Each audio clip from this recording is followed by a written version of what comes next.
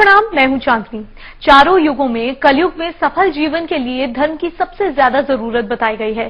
साथ ही ये भी बताया गया है कि कलयुग में संकट मोचन हनुमान साक्षात भूलोक पर विराजमान रहेंगे और जो कोई भी राम भक्त हनुमान की आराधना प्रार्थना श्रद्धा के साथ करेगा उसके सारे संकट मिट जाएंगे। लेकिन कैसे और कब, इन सारी जिज्ञासाओं के समाधान के लिए आप बने रहिए हमारी इस खास पेशकश के साथ।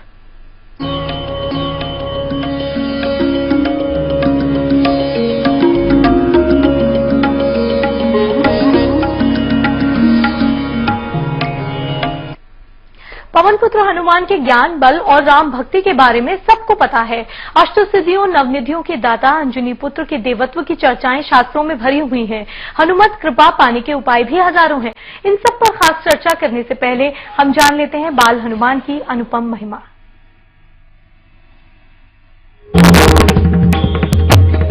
बाल हनुमान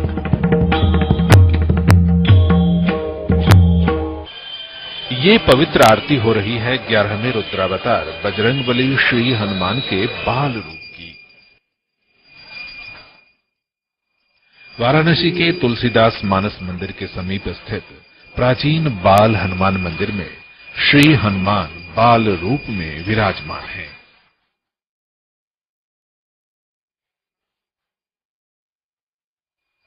कहते हैं गोस्वामी तुलसीदास जी ने हनुमान जी के 12 विग्रहों के अलावे जिस खास हनुमत विग्रह की स्थापना की थी वो यही है श्री बाल हनुमान।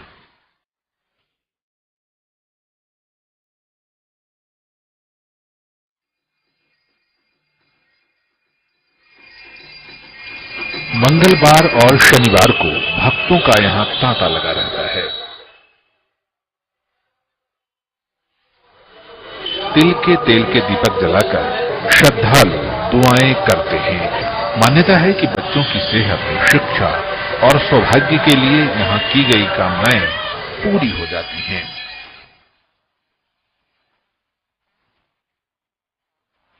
धर्मज्ञों के अनुसार बाल हनुमान के इस धाम पर 41 दिनों तक लगातार दर्शन करने पर कम से कम एक बड़ा काम जरूर बन जाता है।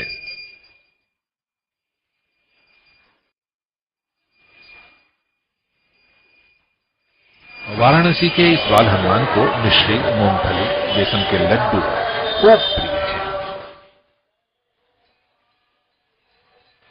और भक्त भी इन्हें ऐसे प्रसाद समर्पित करते रहते हैं ताकि बाल हनुमान की कृपा उन पर बनी रहे।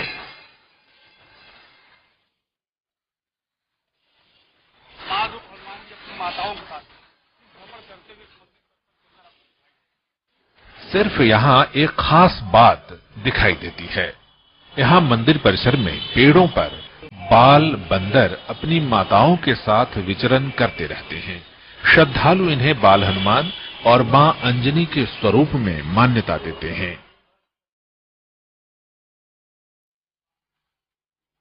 देखिए, बाल समय रही भक्त छलियो तब तीनों लोक भयो यारो काहे सुजाग भयो जगो संकट मोचन नाम तिहारो। देखिए, सबसे प्रथम तो बजरंगबली की ये बाल रूप है। जो 10 वर्ष के बच्चे, जो छोटे बच्चे होते हैं, उनको इनकी दर्शन कराने से विशेष लाभ होता है। शिक्षा में मन, छोटे बच्चों में मन की एकाग्रता का अभाव होता है। जो बाल रूप हनुमान जी का दर्शन कराने से उनके मन की एकाग्रता बढ़ जाती है। मन एकाग्र रहता है, पढ़ने शिक्षा में उनका मन अच्छे ढंग से लगता है। उसके बाद रोग शोक, बच्चों में किसी भी ढंग का रोग शोक हो और बाल रूप हनुमान जी का दर्शन करावे और हनुमान चालीसा का पाठ करावे, उससे जो है स्वास्थ्य लाभ पूर्ण रूप से। शास्त्र कहते हैं कि हनुमान जी जब बाल अवस्था में थे तब भी अनेक दैवीय चमत्कार उन्होंने किया था। जग को यह संकट काहू सो जात नकार। सूर्य को लड्डू समझकर खा गए थे, बाल समय रवि भक्ष कियो। ऐसे बाल हनुमान का विग्रह बीच के काल में विलुप्त हो गया था, लेकिन पिछले 200-250 सालों से फिर से ये भक्तों के बीच इस मंदिर में विराजमान हैं और कल्याण की कृपा वर्षा कर रहे हैं।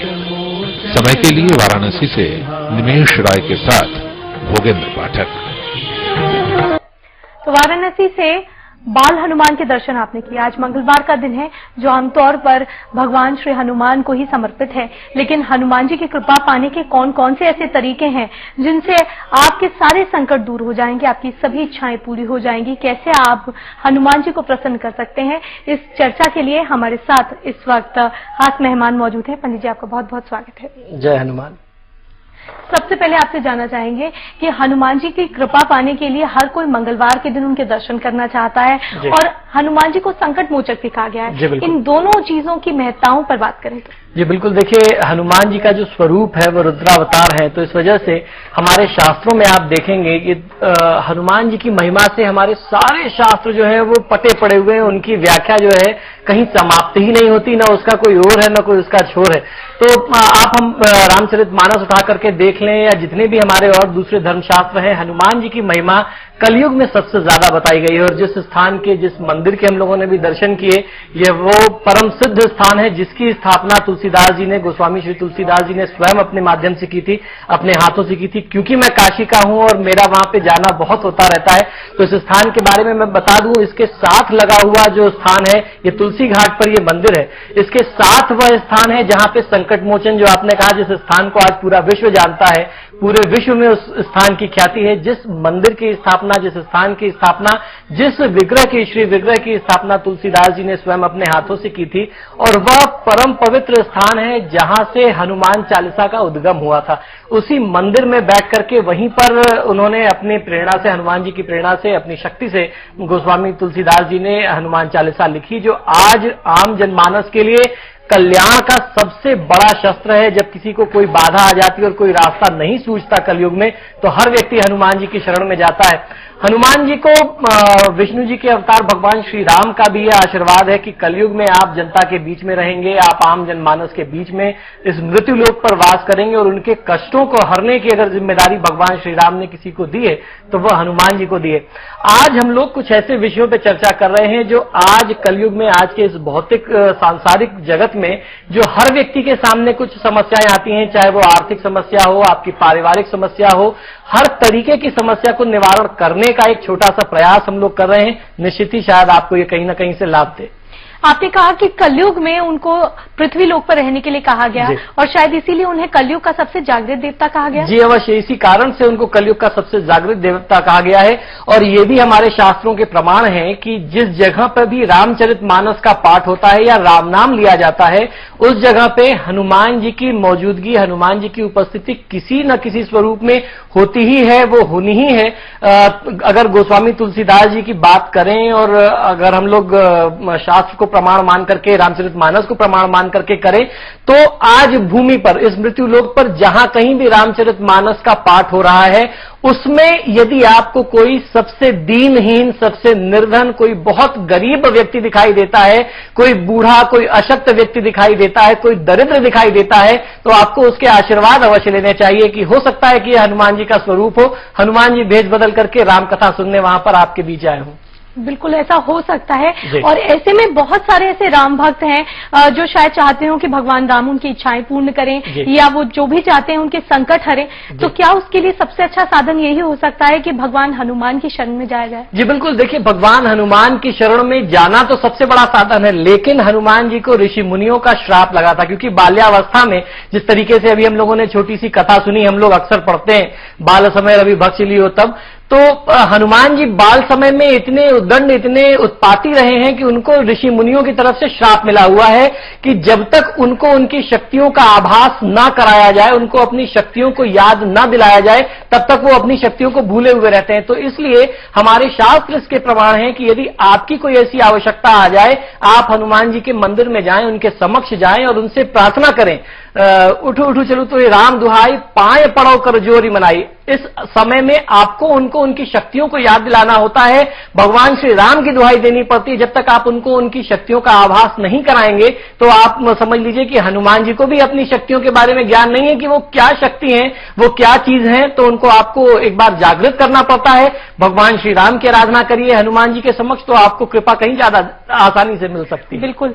तो पृथ्वी लोक पर हम सभी मोह माया का जीवन जी रहे हैं और ऐसे में कई सारी हमारी ऐसी इच्छाएं हैं जिन्हें हम पूर्ण करवाना चाहते हैं, लेकिन ऐसे में सबसे पहली इच्छा जो हर एक व्यक्ति की होती है आमतौर पर, अगर धन प्राप्ति करनी हो, बिल्कुल। तो क्या हनुमान जी उसे भी पूर्ण कर सकते हैं? जी बिल्कुल। देखिए, धन के लिए हनुमान जी के बहुत सारे ऐसे प्रयोग हैं जिसको आप बहुत आसानी से कर सकते हैं। उन्हीं में से एक बहुत छोटा सा प्रयोग मैं आपको बताता हूं कि मोतीचूर के मोदक अर्थात मोतीचूर के लड्डू आपको हनुमान जी को मंगलवार के दिन अर्पित करना चाहिए। और आपको प्रयास ये करना चाहिए कि वो शुक्ल पक्ष का पहला मंगलवार हो। और आज शुक्ल पक्ष का बहुत अच्छा संयोग है, ये शुक्ल पक्ष का पहला मंगलवार है, तो आज के दिन आप मोतीचूर के लड्डू के साथ 2 जोड़ा मीठे पान हनुमान जी को अर्पित करिए। और ये प्रयोग आपको लगातार 3 मंगलवार करना है। समझ लीजिए कि आपकी जो भी आर्थिक समस्याएं हैं हनुमान जी की कृपा से वो तत्काल दूर हो जाएंगी।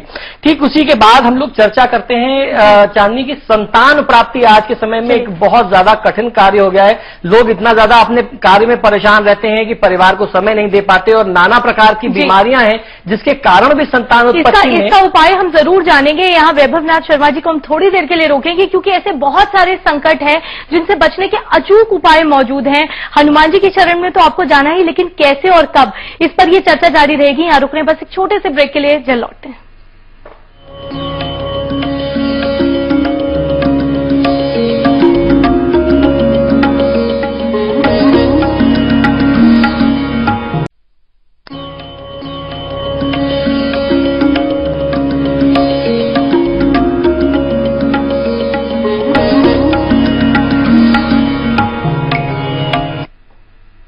संकट मोचक हैं हनुमान, और हनुमान जी की कैसे हमें पूजा अर्चना करनी है कि वो हम पर प्रसन्न हो जाएं, हमारे सभी संकट हर लें, यही हम यहाँ जानने की कोशिश कर रहे हैं। वैभवनाथ शर्मा जी हमारे साथ लगातार बने हुए हैं। अब आपसे जानना चाहेंगे, जैसे कि आप ब्रेक से पहले डिस्कस कर रहे थे कि अगर संतान प्राप्ति चाहिए तो कैसे होगी? जी बिल्कुल। संतान प्राप्ति के लिए हनुमत आराधना भी बहुत अच्छा, बहुत सशक्त माध्यम है हमारे शास्त्रों के अनुसार।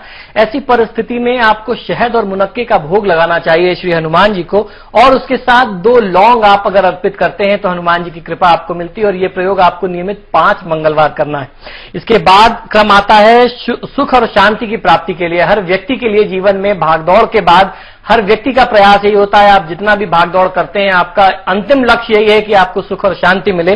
तो ऐसी परिस्थिति में गुड़ और भुना हुआ चना अर्पित करना चाहिए। और उसके साथ 2 मीठी इलायची, क्षमा करें, छोटी इलायची यदि आप अर्पित करते हैं हनुमान जी को तो निश्चित बहुत अच्छा लाभ मिलता है। और ये क्रम जो है आपको 7 मंगलवार करना चाहिए। ये आपके परिवार में सुख और शांति को स्थापित करता है। फिर बात आती है चांदनी अनजानी मुसीबतों की। आप कभी भी नहीं जान सकते कि आगे आपका सामना आज दिनचर्या में किससे होने वाला है। तो इस प्रकार की अनजानी मुसीबतों से, बाधाओं से बचने के लिए आपको करना यह चाहिए कि तुलसी दल पर राम नाम लिख करके आप लाल चंदन का प्रयोग कर सकते हैं। लाल चंदन घिस लीजिए, उससे लिख सकते हैं, या रोली में गंगा जल मिला करके आप राम नाम लिख लीजिए तुलसी दल पर, और उसकी एक छोटी सी माला बना लीजिए। वो 5, 7, 11 जितने पे भी आप जितने तुलसी दल पर लिख सकें, ये माला आप हनुमान जी को धारण करा दीजिए। ये प्रयोग सिर्फ 1 मंगलवार करने का है। आप ये विश्वास मानिए कि पूरे वर्ष पर्यंत आप किसी भी प्रकार की बाधा से मुक्त रहेंगे। हनुमान जी आपकी सुरक्षा साथ साथ करते चलेंगे। फिर बात आती है विद्यार्थियों के लिए, पढ़ाई में उनको अच्छे परिणाम कैसे आए। जो वो पढ़ते हैं, बच्चे जो प्रयास कर रहे हैं, मेहनत कर रहे हैं, उनके अच्छे नंबर्स नहीं आ पाते। अक्सर माता पिता ये शिकायत करते हैं।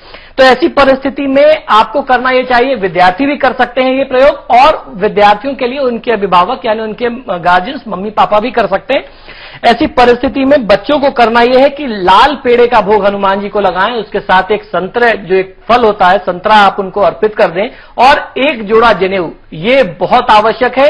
ये सिर्फ 1 मंगलवार करना है। ये आप करके आ जाइए। अभी एग्जाम्स का टाइम चल रहा है। ये बच्चे कर सकते हैं या उनके अभिभावक कर सकते हैं। मम्मी पापा करेंगे, माता पिता करेंगे तो बहुत अच्छे परिणाम सामने आएंगे।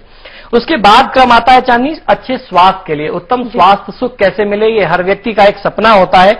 तो आपको करना यह है कि गुड़ और गेहूं के आटे से बनी हुई मीठी पूरी आपको भगवान श्री हनुमान को अर्पित करनी है। और उसके साथ साथ सिंदूर और चमेली के तेल का चोला आपको अर्पित करना है। कहीं कहीं किसी किसी मंदिर में सिंदूर के साथ चमेली के तेल की जगह तिल के तेल का प्रयोग करते हैं। तो आप जिस मंदिर में जाते हैं वहां आप आचार्य से, पुजारी जो भी हैं, आप उनसे जानकारी कर सकते हैं कि सिंदूर के साथ चमेली का तेल प्रयोग करना है या तिल का तेल प्रयोग करना है। ये चोला आप अर्पित कर दीजिए और मीठी पूरी अर्पित करिए, आपको अच्छा स्वास्थ्य मिलेगा।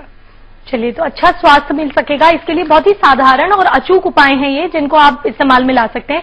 लेकिन रोजगार जो बहुत बड़ी समस्या है आज हमारे देश की, अगर किसी को नौकरी नहीं मिल पा रही है तो वो भी हनुमान जी की शरण में जाएगा। जी बिल्कुल, देखिए विद्यार्थियों के साथ साथ जो नवयुवक हैं हमारे, ऐसे बहुत सारे बेरोजगार भाई बहन हैं या ऐसे बहुत सारे लोग हैं जिनको नौकरी मिलती है और कुछ ही महीनों में छूट जाती है। तो ऐसी परिस्थिति में अड़हुल के 5 पुष्प, अड़हुल वही पुष्प होता है जो हम लोग नवरात्रों में देवी माँ को चढ़ाते हैं, कुछ लोग गुड़हल भी कहते हैं, हेबिस्कस जिसे इंग्लिश में कहा जाता है। 5 पुष्प वो आप ले लीजिए लाल, और वो ले जाकर के आप हनुमान जी के चरणों में अर्पित करें और मीठी बूंदी का भोग आप हनुमान जी को लगाइए और वहां बैठ करके कम से कम 11 बार ऋणमोचक मंगल स्तोत्र का पाठ करिए। ऋणमोचक मंगल स्तोत्र मैं खासतौर पर इसलिए बता रहा हूं क्योंकि वो धन की जो तंगी है, आर्थिक तंगी को दूर करने के लिए वो बहुत ज्यादा लाभकारी माना गया है। आपको ऋणमोचक मंगल स्तोत्र का पाठ करना चाहिए, ये बहुत अच्छा प्रयोग है। वहीं विवाह बाधा को दूर करने के लिए हनुमान जी के मंदिर में ध्वजा और लाल लंगोट दान करना बहुत अच्छा उपाय होता है। चलिए, तो ये बहुत सारे ऐसे संकट हैं, समस्याएं हैं जिनका निदान बहुत आसान है अगर आप हनुमान जी की शरण में जाते हैं तो। यहाँ रुकेंगे एक और छोटे से ब्रेक के लिए, जल्द हाजिर होते हैं, चर्चा जारी रहेगी।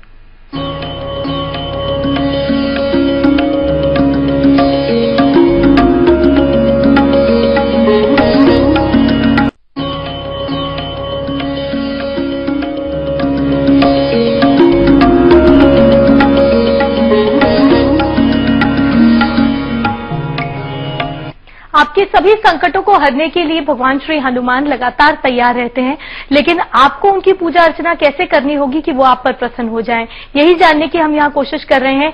एक समस्या जो बहुत बड़ी बन जाती है, अगर नवग्रह शांति करनी है तो किस तरह की जाए, और आपको अगर संकटों से बचाना है तो आपको किस तरीके से हनुमान जी को प्रसन्न करना होगा, यही जान लेते हैं पंडित जी। चांदनी जी, अगर नवग्रह की शांति करनी है तो हनुमान चालीसा और बजरंग बाण का पाठ अपने घर के आसपास के किसी भी हनुमान मंदिर में जाकर के आपको नियमित 43 दिन तक करना चाहिए। ये बहुत ही माना हुआ प्रयोग, और यदि संभव हो सके आप कहीं हनुमान मंदिर नहीं जा सकते तो अपने घर में अगर आपको करना है तो रात में 10 बजे के बाद आप ये प्रयोग करिए। 10 से 12 के बीच में चमत्कार आपके जीवन में घटित होगा इन 43 दिनों में।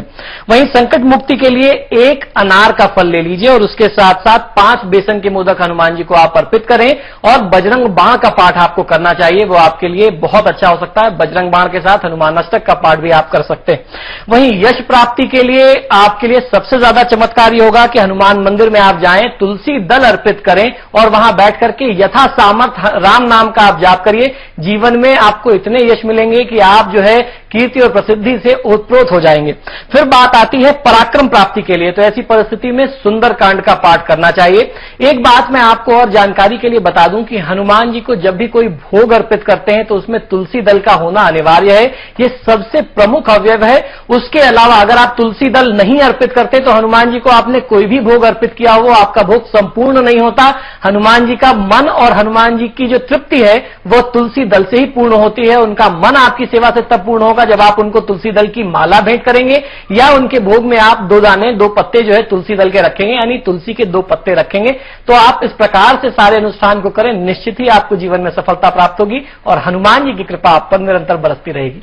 चलिए, ये तो सब बात हुई समस्याओं की। आपकी समस्याओं का निदान कैसे होगा ये आपने जान लिया, लेकिन अगर रोजमर्रा के जीवन में हर मंगलवार जिस तरह हम पूजा करते हैं हनुमान जी की, उसके लिए कोई आप आसान से मंत्र बताएं, या फिर व्रत भी हर कोई करना चाहता है लेकिन तरीका मालूम नहीं होता है, तो अगर उस बारे में कुछ बता पाए। देखिए, हनुमान जी के लिए सबसे बढ़िया ओम हन हनुमते नमः मंत्र का आप 108 बार जाप कर सकते हैं, या हनुमान जी की मूर्ति के समक्ष बैठ करके, अगर आप नियमित दिनचर्या में करना चाहते हैं, हनुमान जी की मूर्ति के समक्ष बैठें और ओम रांग रामाय नमः मंत्र का 108 बार जाप करिए, और आपके जो भी अभिष्ट हैं वो संकल्प के रूप में आप हनुमान जी के समक्ष निवेदित कर दीजिए। निश्चित ही 21 दिन के अंदर अंदर आपके ऊपर हनुमान जी की कृपा बरसेगी और सीताराम जी की कृपा से आपके सभी कार्य सिद्ध हो जाएंगे। देखिए, हनुमान जी को यह वरदान है, आप हनुमान जी से अर्जी लगाते हैं लेकिन उस कार्य को सिद्ध करने की जिम्मेदारी भगवान श्री राम की हो जाती है, क्योंकि आपकी आस्था हनुमान जी में है, और हनुमान जी में इस वजह से है क्योंकि उनके ऊपर भगवान श्री राम की कृपा है। तो आप तो अपनी प्रार्थना हनुमान जी से कर रहे हैं, लेकिन आपकी इस कामना को पूर्ण करने में हनुमान जी जो रुद्र के अवतार हैं, भगवान श्री शिव की कृपा भी है, और उसके साथ साथ भगवान श्री विष्णु स्वयं आपकी इच्छा को पूर्ण करने में लग जाएंगे। बिल्कुल, लेकिन अगर व्रत करना हो मंगलवार के दिन तो क्या इसे महिलाएं भी कर सकती हैं, और क्या इसके लिए कोई तरीका है ऐसा जो फिर से खास अपनाना चाहिए? जी निश्चित ही महिलाएं भी कर सकती हैं।